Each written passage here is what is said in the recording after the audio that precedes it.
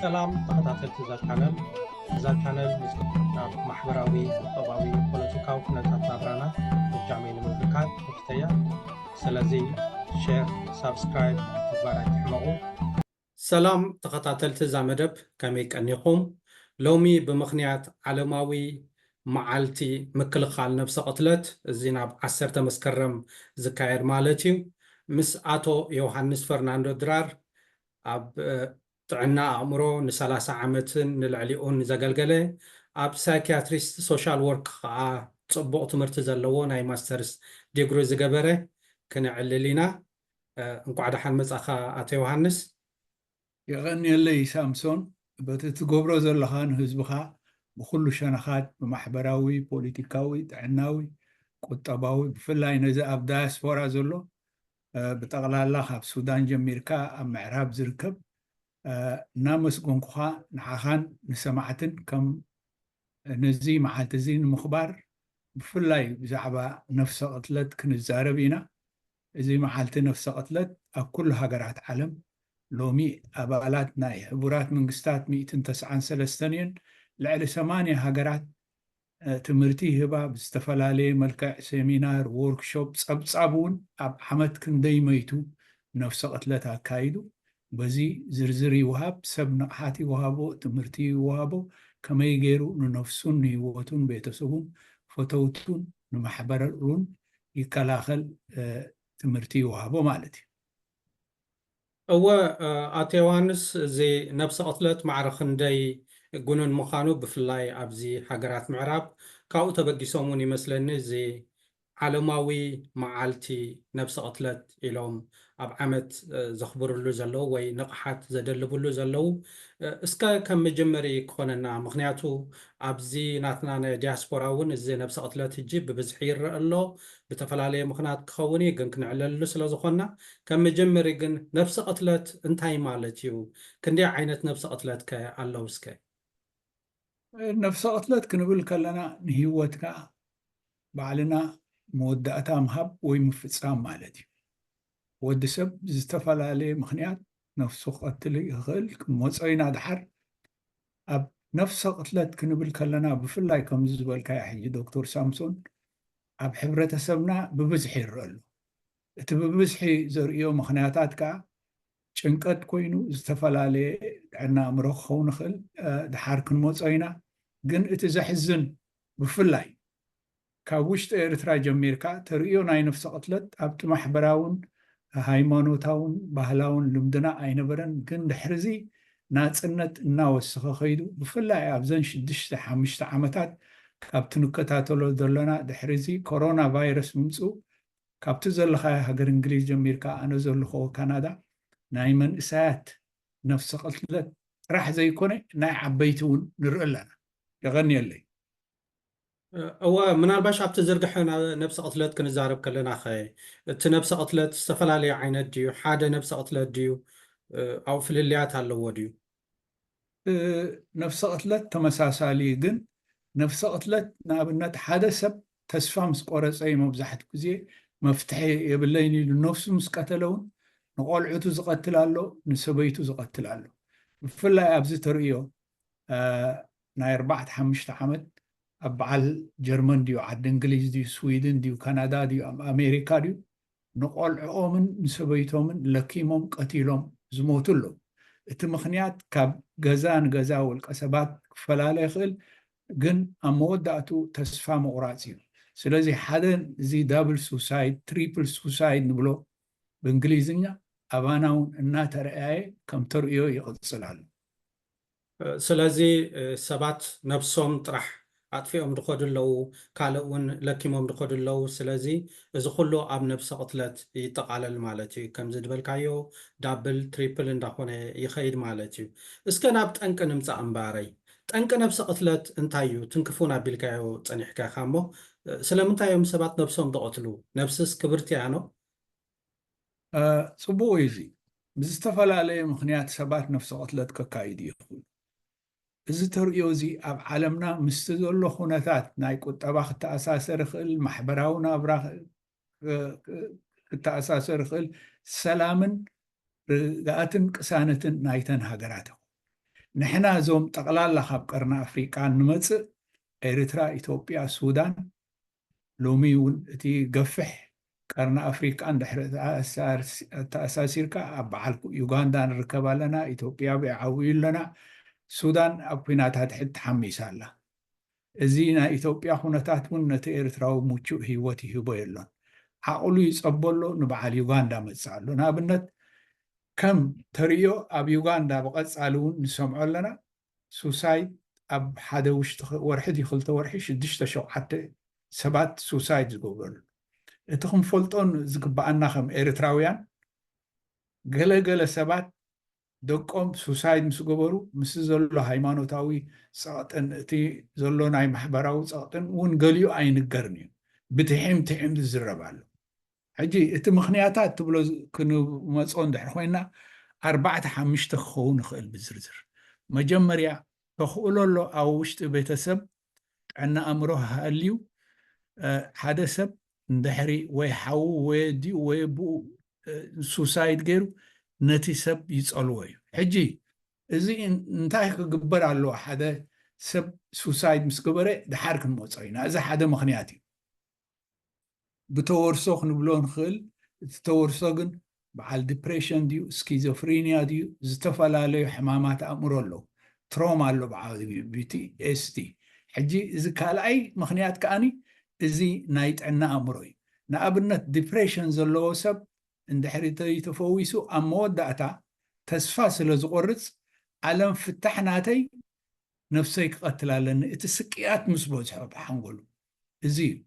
بفلاي أب حنقولنا زتفلالي هرمونس أن كيميكالس اللو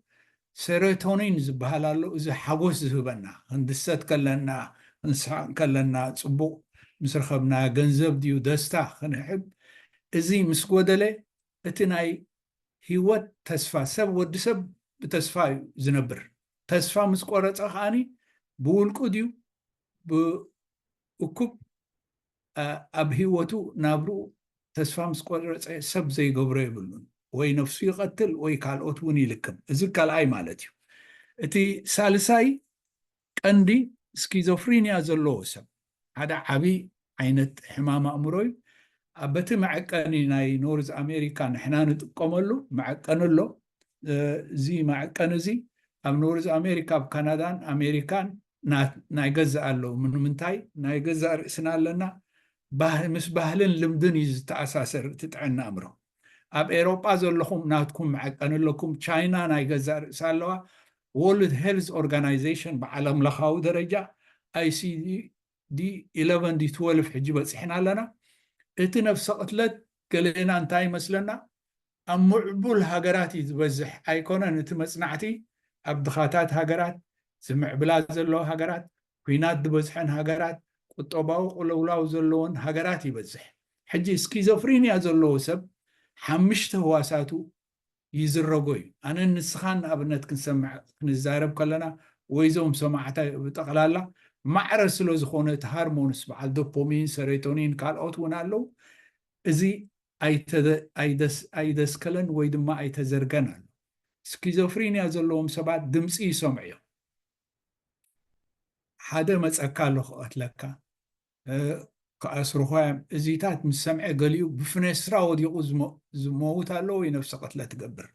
حجي أب نايس أوتاو خستاي كخميو أب دك انستيو دو سوسايد بزح وي أب دك تبعتيون دحرينا بتمعقني دك انستيو فتناتات بزح قبرة قن أي عوتانين ود تبعتاينا أبنت أبعال أمريكا تي زولو ستاتستيكس ناي 2022 40 تنشح سبات نفس قتلتها كايدون أمريكا مساريا زوهبو حديو بقليلو حادثب مس حاسبو أبقربو شقوط اندحرص أني هو يكالي نفسي قتل اتي زخ سالساي مالتي اتي رابعي ازي زتفقل عليه الكول مستاي دراغس موستاي بعال فينتونول لومي سبز قتل زلو دراغس ديبريشن يمصي الكول بفلا مس ستريس مسبلكا بقليلو موت ونالو حجي ازي اتزتفل عليه نقرات كوينو سبات اب كلنا هيوتهم زموصهم ሓደጋዊ ነገራት ኣሎ ንኣብነት ኣብ ዕዳ ይኣትዉ ከቢድ ዕዳ ፍትሕ ይገብሩ ዘመድ ቀረባ ይመውት እንደገና እውን ክንፈልጦ ዘለና ሕጂ ብሓፈሻ እንደ ዝዛረብ ዘለኹ ሃገር ቅድም ዝኾነ ቅድሚ 10 ዓመት እቲ ቅንያት ፈታዊኻ ድዩ ሰብካ ድዩ ሱሳይድ ዝገበሩ ንዕኡ ክትዝክር ከለካ ሕራይ ንሕና ኣብ ናይ ዓመት ኢልና ንኣብነት እስላም ተኾነ እቲ ዝገብርዎ ኣለዎም ኣልፋቲሓ እቲ ክርስቲያን ኣብ ዓመት ቅዳሴ ይገብር ዝኽሪ ይገብር እቲ ሰብ ብፍላይ ምዕቡል ዓዲ ዘሎ ከም ስርዓት ካንስሊን ወይ ምኽሪ እንተዘይተዋህቦ ክደግም ይኽእል እዩ ሕጂ ንኣብነት ብሓፈሻይ ክልተ ኣሕዋት ሓንቲ ሓፍታ ካብ ቢልዲን ፀዲፋ መይታ ሕጂ እዚኣ ሓፍታ ከዓኒ እቲ ቁስሊ ስለ ዘይተፈወሰ ብዛዕባኡ ክንዛረብን ካንስሊን ፕሮፌሽናል ዝኾነ ካንስሊን ልክዕ ኣብ ሕብረተሰብና ሰብ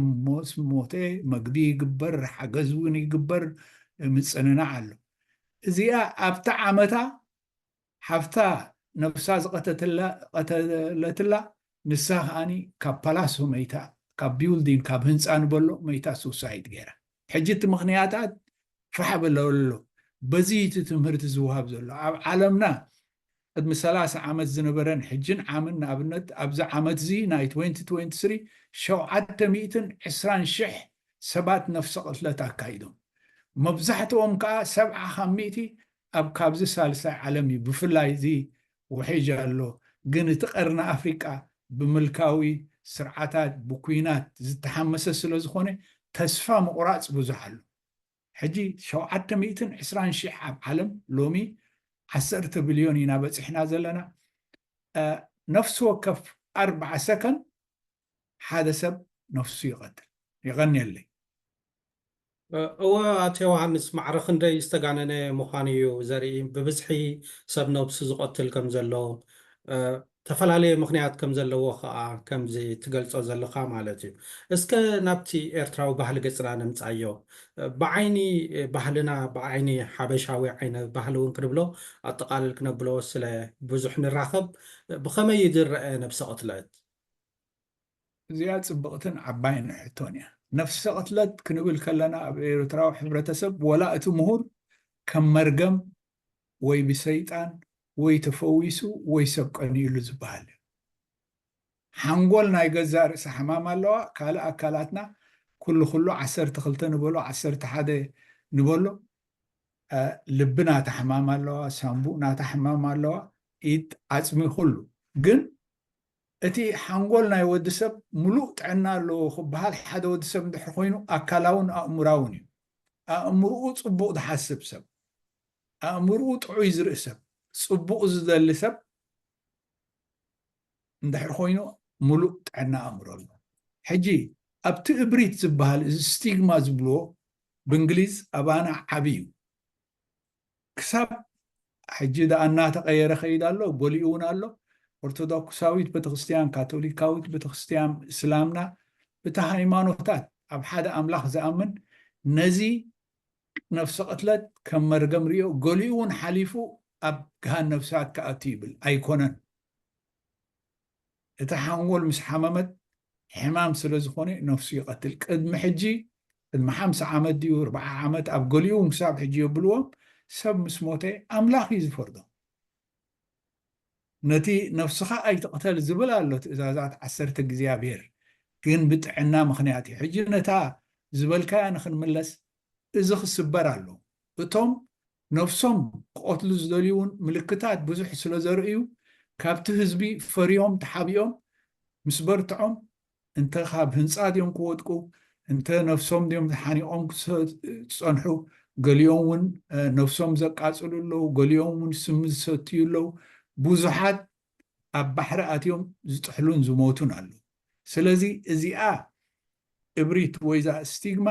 ፋሕ ክነብላ ኣለና ሎሚ ዝመዓልቲ እዚ ናብዕሎ ኣለና ወይ ዝወርሒ እዚ ወርሒ ሰፕተምበር ወይ መስከረም ነዚ ንቕሓት ምሃብ ደረጃ ኣፍልጦም ምብሳል ሰባት ከመይ ገይሮም ዕንኦም ሕልው ብፍላይ ቤተሰቦም እዮም ኣሕዋቶም ድዮም ኣቦኦም ይኹኑ ኣዲኦም ይኹኑ ደቆም ይኹኑ ነፍሶም ንክቆትሉ ዘርእይዎ ምልክታት እውን ድሓር ክንዛረበሉ ኢና ይቀኒየለይ እወ እታ ኣገዳሲት ነጥቢ ምናልባሽ መስለኒ እዛ ስቲግማ ትብላ ዘለካ እያ ሓንተወይ እውን ትንክፍ ኣቢልካ ነርካ እዛ ፒኤስቲዲ ፖስት ትራውማቲክ ስትረስ ዲስኦርደር ዝብልዋ ስለዚ ዜርካ ምስ ጭንቀትን ምስ ስነ ኣእምራዊ ዘይርጉእነትን ዝተተሓሓዘ ኮይኑ ይስማዓኒ በዚ ትብሎ ዘለካ ስኻ ሓደ ናብኡ እውን ንሕና ነቲ ስነ ኣእምራዊ ሕማም ወይ ፅላለ ንብሎ ብትልምዲ እሱ እውን ኣይንቕበሎን ኢና ምስለኒ ኣብ ሕብረተሰብና ክትርኢ ከለካ ወላ ሓደ ሰብ ስነ ኣእምራዊ ሕማም ድሕር ሓሚሙ ኣነ ከምዚ ዓይነት ናይ ስነ ኣእምሮ ጥዕና ኣጋጢሙኒ ኣሎ እሞ ናብ ሓኪም ክኸይድ እየ ምባል ከም ሕንከት ኮይኑ ይስማዓና እዩ ፅሉል ክብሉን እዮም ከምዚ ክብሉን እዮም ዝበሃል ኣሎ ምዝ ተሓሒዝካ ምስታ ነብሲ ቅትለት ዳርጋ መበገሲ እውን ትኾና ኣላ ምስለኒ ተዘይተጋገ እስከ ርእቶ እዚኣ ክትበል ልክዓ ኣለኻ ንሕና ከምኡ ክብል እንተጀመረ ይፈርህ ኣለኹ ይመፁን ኣለኹ ክብሉ ከለና እዚ ሰነፍ እዩ ዝፈራህ ኢልካ ካብኡ ሓሊፍካ እውን ምልጋፅን ምስሓቅን ኣሎ እዚ ጠባይ እዚ ክተርፍ ኣለዎ ንኣብነት ኣብቲ ናይ ኤርትራዊ ንክንመፅእ ኣብዚ ዳያስፖራ ብዙሕ ሰብ ሎንኔስ ኣለዎ ዝብሕትውነት ኣብ ነፍሶም ቀቲሎም ዝተረኽቡ ኣለዉ ኣሕዋትና ሓደ ሰብ ካብቲ ኮሚኒቲ ክጠፍእ ከሎ ኣበይ ገፁ ከይዱ ቤተክርስትያን እዩ ዝኸይድ ነይሩ ዓርኩቲ ድዮም ነይሮሞ ፈተውቲ ድዮም ነይሮሞ ክረአ ኣሎ እዚ ከምዚ ጠባይ ናይ ነፍሲ ቅትለት ዘርኢ ከዓ መጀመርያ ይጠፍእ ካብ ሰብ እቲ ዝደልዮን ዝፈትዎን ነበረ ሸውሃቱ ይዕፆ ንብረቱ ንሰባት ክህብ ይኸብር ንሰባት ክህቦም ይጅምር ብዛዕባ ነፍሲ ቅትለት ይዛረብ ንኣብነት ይብል ኣነ ዓለም ተስፋ የብላን ክላብ ከለኮ መይቶም ሓዲጎምና ኔጋቲቭ ዝኾነ ወይ ኣሉታዊ ዝኾነ ዘረባታት ክብዝሕ እንከሎ ባህርያቱ ከዓ ፍሕሹው ድዩ ነይሩ ምስ ሰባት ይራኸብ ድዩ ነይሩ እዚ ክፈለጥ ኣሎ ሕጂ ኣብቲ ናይ ድሓር እውን ክምለስ ንድሕሪት ምክንያታት ብዙሕ እንድዩ ነፍሲ ቅትለት ኣብዚ ግዜ እዚ እቲ ሳልሳይ ቀታሊ ንመንእሰያት ካብ 18 ክሳብ 34 ኮይኑ ኣሎ ሕልፍ ሕልፍ ኢልካ እውን ደቂ 14 ዓመት ነፍሲ ቅትለት የካይድ እዮም ካልእን ቀንድን ከዓኒ ብርቱዕ ዝኾነ ስቅያት ዝህብ ናይ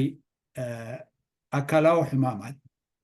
ካንሰር ድዩ ካልእ ተስፋ ምስ ቆረፀ ካብ ስቅያት ነፍሱ ዝቐትል ኣሎ ኣብ ሃገርና ብብዝሒ ዝረአ ዓዲ ኩናትን ውግእን ስለ ዝኾነ እዚ ሄድ ኢንጅሪ ንብሎ ንኣብነት ሰባት ኣብ ርእሶም ጆኮ እዚ ኢትሃልይዎም ዝወጥቁ ዝስንስኡ ኣለዉ እዚ ሕማም ባይርያ ንብሎ ብእንግሊዝ ኤፒሌፕሲ ንዕኡ ስለ ዘስሕበሎም ብዙሓት ብሽጉጥ ነፍሶም ዝቆተሉ ሰባት ኣለዉ ስለዚ ነፍሲ ወከፍ ዝሰምዕ ዘሎ ነዚ ንህቦ ዘለና መግለፂ ወይ ትምህርቲ ኣብ ከባቢኡ ነፍሱ ዘይቀተለ ሰብ የለን ክብል ከም ቃላጋነኖ ይሓቂ ኣብ ዓበይቲ ከተማታት ንቕመጥ ንሕና ኣብ ካናዳ ዘለና ንስኹን እዞም ዓዲ እንግሊዝ ኣብ ነፍሲ ወከፍ ከተማ ኣብ ውሽጢ ዓመት ሓደ ድዩ ክልተ ድዩ ሕጂ ግን ይውስኽ ኣሎ ነፍሲ ቅትለት ዘየካየደ የለን ፅቡቅ ትምክሓሉ ነገር ኣይኮነን ናይ ጥዕና ሕቶ እዩ እንታይ ይገበር ድሓር ክንመፆ ኢና ቀፅል ዶክተር ሳምሰን ሓራይ ምናልባሽ ጀሚርካያ እውን ፀኒሕካ እቲ ምልክታት ነፍሲ ክቐትል ዝደለየ ሰብ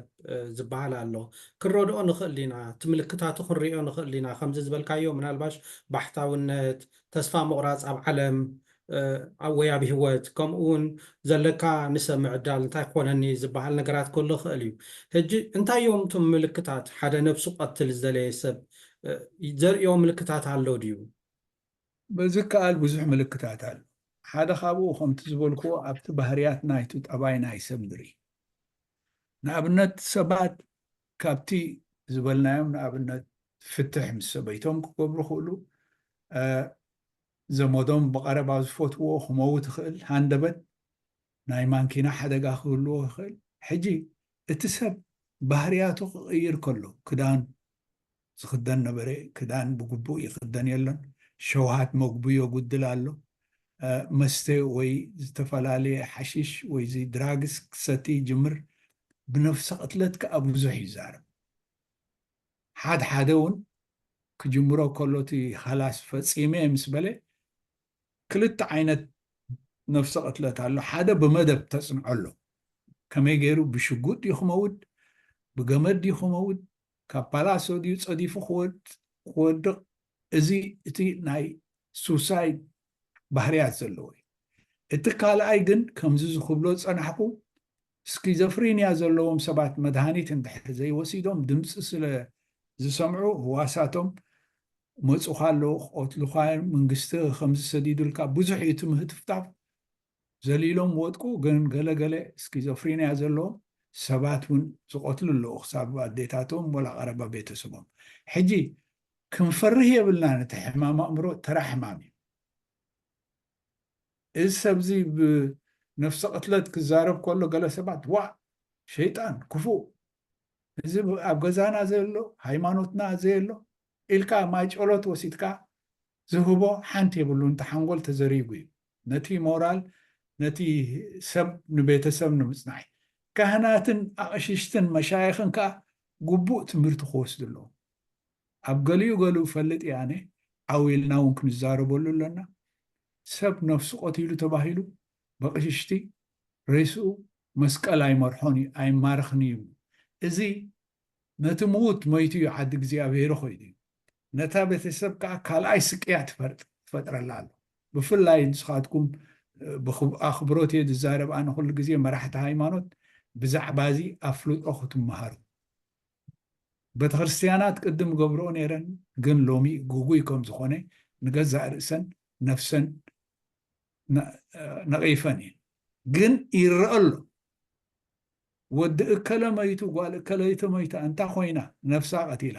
ወይ እንታይ ይግበር ሕብኦ ይበሃል ዝሕባእ ኣይኮነን ገመል ሰሪዕካስ ጉንቡሕ ጉንቡሕ ይፍለጥ እዩ ሕራይ ኣብ ምዕራብ ዘለናዮ ሰብ ነፍሱ ምስ ቀተለ ነፍሱ ቀቲሉ ኢሉ ኣብ ጋዜጣ ይወፅን እዩ እቲ ሰብ መሰሉ ይሕሉ እታ ቤተሰብ ግን ትፈልጣ ኣብ ስቅያት ክትነብር የብላን ገሃን ነፍሳት ድዩ መንግስተ ሰማይ ድዩ እግዚኣብሔር ንሕደጎ ናቱ ውሳኔ ይገብር ስለዚ ገሊኡ ምልክታት እውን ነፍሱ ክቐጥን ይጅምር ዝን ክብል ይጅምር ፍልይ ዝኾነ ባህርያት ከርኢ ይጅምር ምስ ሰብ እውን ክበኣስ ክእል ወይ ድማ ካብ ሰብ ክፈርህ ክእል እዚታት ብቁልጡፍ ኣብ ምዕራብ ዘለና ዓዲ እንግሊዝ ይኹን ካናዳ ኩሉ ምዕራባዊ ዓለም ዲያስፖራ ዘለዎ ሓደ ሰብ ነፍሱ ክቐትል ተደለየ ንኻልኦት ክቐትል ደለየ ኣብ ገዝኡ ከዓኒ ኣይበላዕ ኣይሰቲ ምስ ኣናፁ ድዩ ምስ እዞም ዝተፈላለዩ ሓሰኻ ካብ ትኳን ጀሚርካ ክነብር ምስ ጀመረ ኣብ ቤት ፍርዲ ከይድካ ኣመስኪርካ ብሓኪሙ ፖሊስ መፂኦም ኣሲሮሞ ይኮኑን እዮም ኣብ ሕክምና ናይ ጥዕና ኣእምሮ ይፍወስ ማለት እዩ እወ ጀሚርካያ ኣለኻ ዳርጋውን መስለኒ እታ መከላኸሊ ትበሃል እያ ሓደ ነብሱ ክቐትል ዝደለየ ስኒ ከመይ ጌርና ኢና ካብቲ ዘለዎ ሽግር ኣናጊፍና ሂወቱ ክነድሕና ንኽእል ዝብል ሕቶ ኣገዳሲ ሕቶ መስለኒ ብሓፈሻ እውን ከመይ ጌርና ኢና ነብሲ ቅትለት ክንከላኸሉ ንኽእል ወላ ብውልቂ ደረጃ ናብ ዝብል ከመይ ጌርና ክንከላኸሎ ንኽእል ልክዕ እዚ ገሊኡ ክንከላኸሎ ኢና ገሊኡ ግን ኣጋጣሚ ኮይኑ ክቕፅል እዩ ሕጂ ነቲ ነፍሲ ቅትለት ናይ ምጉዳል እንዲ ዝወርሒ እዚ እቲ ትምህርቲ ብፍላይ እታ ሰፕተምበር እውን ወርልድ ሄልዝ ኦርጋናይዜሽን ሰሚዋ ኣሎ ንቕሓትና ሓፍ ከብል ማለት እዩ እቲ ከመይ ኢና ንከላኸሎ ንብል ምልክታት ክርአ ከሎ እቲ ሰብ መብዛሕትኡ ግዜ ኣብ ዲፕሬሽን እዩ ዝኣቱ እምቢ እውን ክብለና እዩ ብፍላይ ምስቲ ባህልን ልምድና ኤርትራውያን ወይ ብሓፈሻ እቶም ኢትዮጵያውያን ምሳና እንዲ ወይ ኩሉ ትቐርና ኣፍሪቃ ኣብ ዲቕ ዝበለ ሃይማኖታዊ እምነት ኣሎ ፅቡቕ ዝናቱ ጉዳይ ኣብ ዲቕ ዝበለ ድሑር ዝኾነ ባህሊ ክነቕፎ ዘለና እዩ እዚ ኣብ ነፍሰ ቅትለት ዘሎ ከዓ መርገምን ክፍኣትን ወይ ድማ እዚ ጓለይ ወደይ ስለ ሰብ ዝቐንኣሉ እዩ ዝበሃል እዚ ይፅናሕ ሕጂ ነታ ምልክታት ክንርኢ ከለና መጀመርያ ምስ ሓኪሙ ምዝራብ ሓኪሙ ኣብቲ ከባቢ እንተዘየሎ ቁልጡፍ ነገር ተኾነ 911 ሕጂ ካናዳን ኣሜሪካን እቲ 911 ንሓፈሻ እንዲ ብዓለም ደረጃ ካብ ዝሓለፈ ዓመት ብመንግስቲ ደረጃ 988 ኮይና ኣላ ምናልባት እውን ኣብ ዓዲ እንግሊዝ ሕጂ ኣነብኡ ስለ ዘየለኹ ከረጋግጾ ይኽእልን ካብቲ ዘንብቦን ዝርዮን ዘለኹ ፅሑፋት ግን ኩለን ሃገራት ዳርጋ 988 ሕጂ እታ 988 ካናዳ ኣለኹ ፍሉያት ናይ ሱሳይድ ፕሪቨንሽን ኤክስፐርትስ ወይ ክኢላታት ኣሎ እዚኦም ቁልጡፍ ሓገዝ ክገብሩ እዮም ኣብ ገዛ መፂኦም እውን ከኣልይዎ እንድሕር ምልክት ደልዮም ብዘይድልየቱ ኣብ ሕክምና ናይ ኣእምሮ ከኣቲ ስለዚ እዚኣ ንፍለጣ 988 ብፍላይቶም ኣብ ኣሜሪካን ካናዳን ትሰምዑ ዘለኹም ናይ ኤሮጳ እውን ከምኡ ክኸውን መስለኒ ናይ ኣውስትሬልያ እውን እቲ ብሳልሳይ ዓለም ዘሎ ካብ ሱዳን ጀሚርካ ካብ ዩጋንዳ ጀሚርካ ዘሎ ሕክምና ክሳዩ ተቐላጢፍካይ ግን ይረአ ኣሎ ሕጂ ብሳልሳይ ዓለም ይበዛሕ ኣሎ ብል ፀኒሐ ምሽቲ መፅናዕቲ ልዕሊ 70% ካብቶም 720 ሚልዮን ሞይቶም ዝበልናዮም ካባና ጀሚርካ ሕጂ እዚኣ ዝሓተትካ ሳምሶን ሕቶ ቁልጡፍ ዝኾነ ናይ ኢመርጀንሲ ረድኤት ምግባር ወሳኒ እዩ ይቐኒየለይ ምናልባሽ ንሕናቶም ንቐርቦም ከ ሕጂ እዚ ናይ ስነ ኣእምሮ ጉዳይ ከምዚ ዝበልናዮ እቲ ዲናያል ኣሎ እንዶ እቲ ምኽሓድ ኣነ ሓመምኩን ኣነ ሽግር የብለይን ዝብል ኩነታት ኣሎ ሓደ ሓደ ግዜ እውን ፍርሒ እውን ኣሎ ኣብቶም ፃዓዱ እንድሕር ከድናስ መርፍእ ክወግኡናዮም ከደንዝዙናዮም ገለ ዝበሃል እዚ ኩሉ ግዜ ንሰምዖ ምጥርጣራት ኣሎ ሕጂ ከመይ ጌርና ኢና ንሕና ብንሕና ክንተሓጋገዝ ንኽእል ብፍላይ ከምዚ ዝበልካዮ ኣብዚ ደገ ንቕመጥ ኤርትራውያን ይኹን ካልእ ሕብረተሰብ ይኹን እዚ ነብሲ ቅትለት ይጋነን ኣሎ ይበዝሕ ኣሎ ምክንያቱ ሓንቲ ወይ ጠቂስካ ነርካ እቲ ሎንሊነስ እቲ ባሕታውነት ይበዝሕ ኣሎ በይንካ ምኳን እቲ ጭንቂ እውን ይበዝሕ ኣሎ ምክንያቱ እቲ ናይ ዕቑባ ምሕታት ከም ድሌትካ ይሰልጥን ክኸውን ይኽእል ካልእ ናይ ፋሚሊ ሽግራት እውን ክውስኾ ይኽእል እቲ ኣመፃፅኣና ንባዕሉ እውን እቲ PSTD ንብሎ ምስቲ መፃፅኣና ምስ ብባሕሪ ምምፃእ ምስቲ ብዙሕ መከራ ምሕላፍ እሱ እውን ተራ ይህልዎ እዩ እዚ ኩሉ ተደሚሩ ጭንቀት ይገብረልና ይህሉ እዩ ሕጂ ኪኖ እቲ ናይ ሓገዝ እዚ ንብሎ ዘለና ናይ መንግስቲ ሓገዝ 911 ወይ 988 ደዊልካ እትረኽቦ ንሕና ብንሕና ከመይ ጌርና ህና ክንተሓጋገዝ ንኽእል ዝብል ሕቶ ኣገዳሲ መስለኒ ምክንያቱ ዝበዝሕ ሰብ እቲ ናይ ቋንቋ ፍልጦ እውን የብሉን ኣብ ካናዳ ኮይኑ ፈረንሳይ ክዛረብ እንግሊዝ ተዓቕሚ የብሉን ኣብ ዓዲ እንግሊዝ ከምኡ ኣብ ካሊእ ኤሮጳ እውን ከምኡ ከምዚ ዓይነት ሽግራት እውን ኣለና ሕጂ እቲ ፒር ካውንስሊን ወይ እቲ ፒር ሓገዝ ዝበሃል ወይ ኣብ መንጎናስ ስደተኛን ስደተኛ ከመይ ገይሩ ክትሓጋገዝ ዝኽእል እስከብዚ ኣቶ ዮሃንስ እዚኣ ፅቡቕቲ እንድያ ኩሉ ግዜ ንዘራርበላ ኢና እቲ ርጉእ ዝኾነ ኮሚኒቲ ስራሓት ስለ ዘይብልና ህዝብና ዝሰቓቕ ኣሎ ሎሚ እቲ ምትእኽኻብ ዘሎ በዚ ፖለቲካዊ ውድባት እሳተን ንገዛ ርእሰን እተን ፖለቲካዊ ውድባት ሕጂ እንፍርድታት ኣይንህብኒ ኢና ዝህብኦ ሰርቪስ ወይ ዝህብኦ ናይ ሓገዝ ነገራት የብለኒ ንገዛ ርእሱ እቲ ማስ ሚድያ ፖለቲካ ተዓብሊሉ ስለ ዘሎ እቲ ማስ ሚድያ እውን ሓደ ወዲ ሰብ እውን ካብቲ ዝረሳዕኮ ተተኺልካ ኣብ ፌስቡክ ድዩ ዩቲዩብ ድዩ ኣብ ቴሌቭዥን ምውዓል እውን ነቲ ሓንጎል ዝፀልዎ እዩ ተተኺልካ እዚ ናይ ፅልኢ ፖለቲካ እዩ ብዘይቃልዓለ ናይ ደገፍትን ናይ ተቃወምትን ከይበልኩ ሰባት ክትልልሽ ዓሌታት ክትልልሽ ወገናት ክትልልሽ እንድሕር ኮይንካ ጥዑይ ኣእምሮ እውን የብልካ ፅቡቕ ኣእምሮ ዘለዎ ፅቡቕ ዘረባ እዩ ዝዛረብ ሕጂ ብትሕቶና ፍታሕ ንክንረክብ መብዛሕትኡ እቲ ሰብ ሎሚ ዝእከብ ዘሎ ኣብቲ መእከብ ንብሎ እቲ ቤተክርስትያናት እዩ እቲ ቤተክርስትያናት ንገዛእ ርእሱ እውን ኣብ ክልተ ተፈልዩ ኣሎ ይፈለጥ ፅቡቕ ግን እዚ ሓንቲ ቤተክርስትያን ኣባል ናታ ክመውት እዩ ወይ ወዳድ እዩ ክመውት ወይ ባዕሉ ነፍሱ እዩ ንክቐትል እዚ ኣቐዲምካ ሕጂ ንኣብነት ኣብዚ ወርሒ እዚ ኣነ ብዚ ካናዳ ኣለኹ ምዕቡል ዝኾነ ናይ ኣፍሪቃ ረፊጂ ኮሚኒቲ እዚኦም ሩዋንዳ እዮም ሃገሮም ንቕድሚት ትኸይድ ኣላ ሩዋንዳ ትኸይድ ኣላ ካጋማ ሕጂ ፖለቲካ ናቱ ይንኣቱን ብዘየገድስ ነቲ ሃገር የዕብያ ኣሎ ምልካዊ ድዩ ኣውቶሪቴርያን ድዩ ንብል ግን ምዕቡል ዝኾነ ሃገር ገብሮ ኣሎ እቶም ሩዋንዳውያን ንኣብነት ኣብ ካናዳ ካብ ዝተገብረ መፅናዕቲ ካብ ናይ ኣፍሪቃ ሪፊጂ ሳክሴስፉል ወይ ዕዉታት ዝበሃሉ ደቂ ሩዋንዳ እዮም ኣነ ዓመት ኣብቲ ዝተዓረቑሉ እዚ ናይ ሪኮንሲሌሽን ፎርጊቭነስ ንርእሱ ምሕዳስ ስለ ዝኾነ ናይ ሓንጎዝ ኸይድ እየ ብተኣኺቦ ኣብ ገሊኡ እውን ዝተዛረብ ኩሉ ኣሎ ሕጂ انت زبل هلخ زلو حنقول كي تفلطوا اب ديبريشن يزاد ويقزانت هلخ زلو حنقول ام مستيعات بفلاي بريتراويان زوم من ساعات نعخم يزاربا زلو اب هلخ اندحر تاتيكم مجمريا عنكلنا عركنتكم تقرص والله اب هلخ اندحر اتيكم كي تفلطوكم نايت حنا امرو قلت قبل اب يوتيوب كزاربا زو على دق انستيو الله قالين صلاله دي طعنا حجي نخزلفن الى زي كونكو كتنقع علون مس بزحون كمزيتات اللي خنيا سوونا موداتا نفسي يزقدم حجي انتاي نقبر لنا اب ابيات خستيانات مساجد ازي تمرت خوابالو لو مزع ورحزي ناي مكل خالت عنا امرو سلو زخوني وتوم كهنات ازي بسنه فلطت غيرهم هايمانوت حجي هايمانوت زلو خابت مصنعت استقبري حدار زلو فقر مسا كبابي زلو اتي مصنعت خابت زغبرو وحود ابزيهم سبات زياتهم نفسهم قتلوا ناي مصنعتي ناي عنا امرو اوشت اسكندنافيا دي او استراليا اوشت قرنا افريقيا ازمصو حساب ز انا زلخو قد ما عسرعون عمت حدا مصنعت انا انفولف زغبركو اوشت ايثيوبياويان اكايدنا نيرنا اتي ديبريشن مستأفرج اب ايثيوبياويان بزي ناي ديبريشن حجي مصنعتات اللو فحز بلي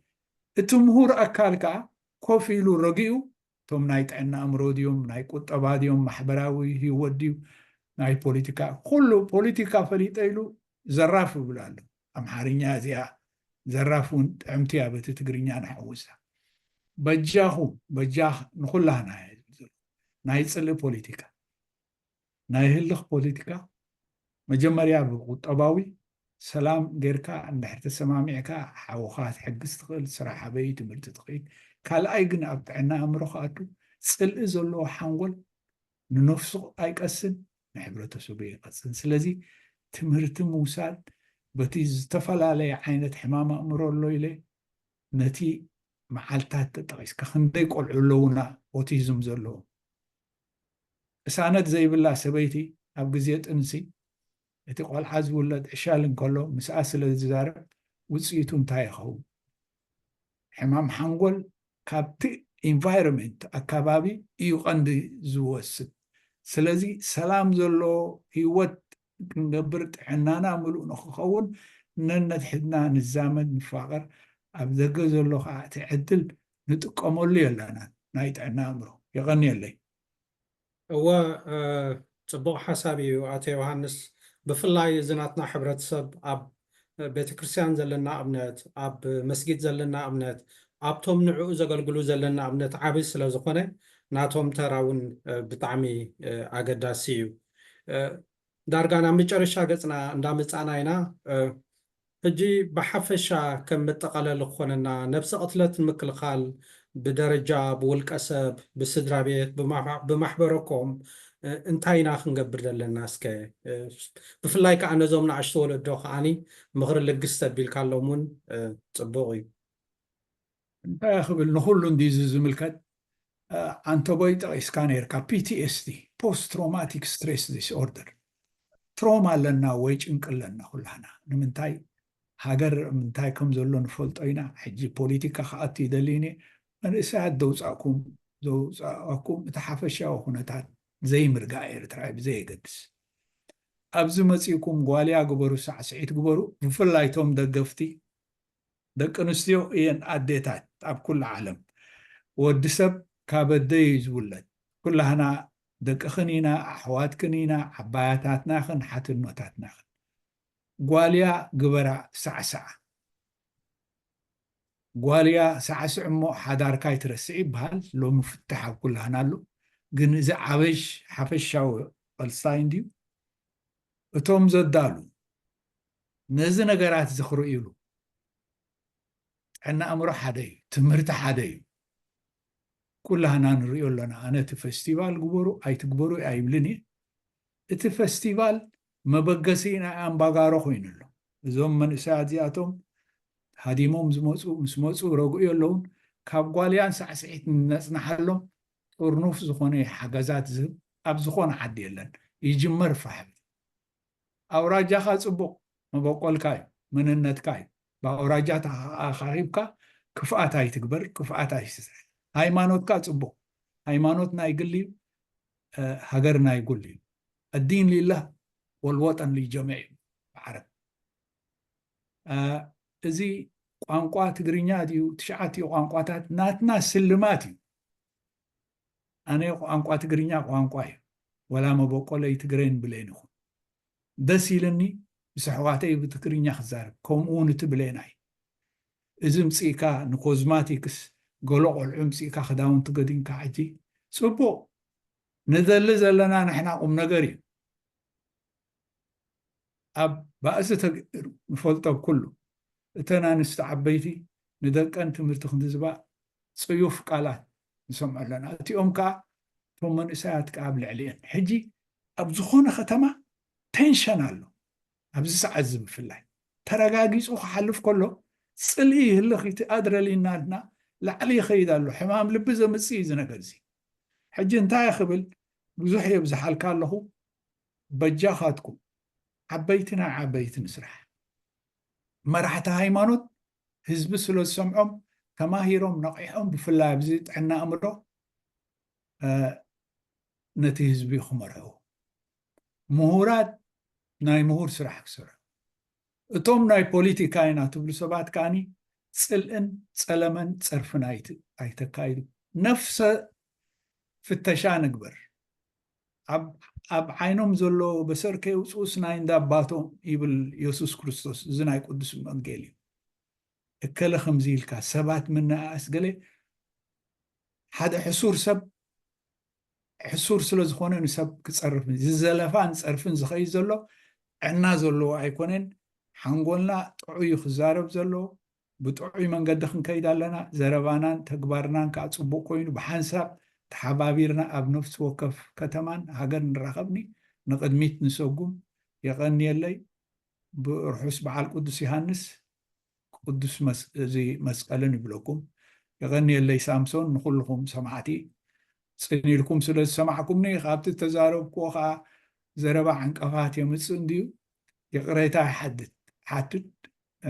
ሰማዕና ብልብና ይሕድረልና ኣሜን ፅቡቅ ኢኻ ተዛሪብካ ኣቶ ዮሃንስ የቐኒየለይ ኣብ ሳምሶን መጨረሻ ከምዚ ዝበልካዮ ኩለን ዓድታት ብተኻእለ መጠን ኣገልግሎት ህባየን ነብሰ ቅትለት ወይ ጭንቀት ንዘጋጠመት ሰብ ብተፈላለየ ከዓ ናይ ኤርትራውያን ናይ ቻሪቲ ማሕበራት ኣለዋ ወላ እኳ ከምቲ ትድለ እቲ ሰብ ተመቃቂሉ ስለ ዘሎ ጥርንፍ ድበለ ዓብዪ ሓገዝ ተዘየሎ ግን ኣብዚ ታሕቲ ኣብ ኮመንት እንድሕር ፅሒፎምልና እውን ንሕና ናብቲ ዝምልከት ማሕበር ወይ ቴሌፎን ወይ ኣድራሻ ክንልእ ከሎም ንኽእል ኢና ሕቶት ኣለኩም ኣብ ታሕቲ ፀሓፉልና ኣቶ ዮሃንስ ብጣዕሚ የቐኒየለይ ሰላም ምሸት ወይ ሰላም መዓልቲ ነቶም ቀትሪ ድኾነ ከዓ ማለት እዩ